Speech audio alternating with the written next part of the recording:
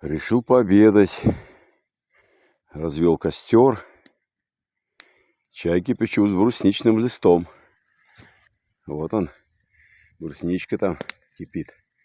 Здесь у меня такой столик. Вот на этой чурке все помещается. Это я буду кушать.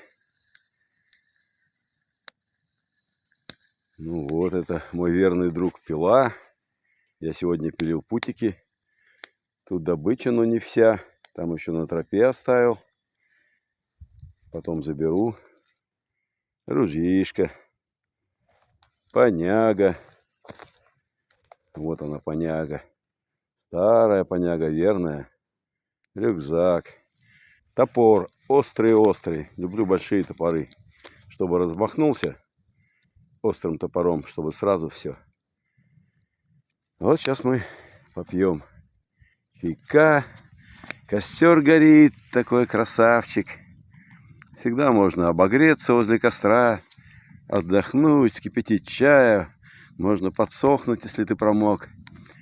Набраться настроения и идти дальше. Костер – это друг. Костер – человек, я вот так называю. Собачки убежали вперед. Я их не вижу. Внизу протекает ручей. Маленький ручей такой. Это речка считается. Она сначала маленькая, а потом туда вниз становится большой. Вот немножко увеличу. И покажу ручей. Вон он ручей. Где-то замерз, где-то не замерз. Водичку там набирал. Это вот болото, березняки, трава, там кедрачи. Вот здесь сосняк, здесь моя тропинка идет. Красиво в лесу. Все здорово.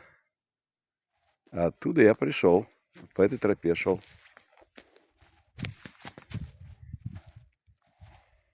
Сейчас я буду ставить приманки на капканы.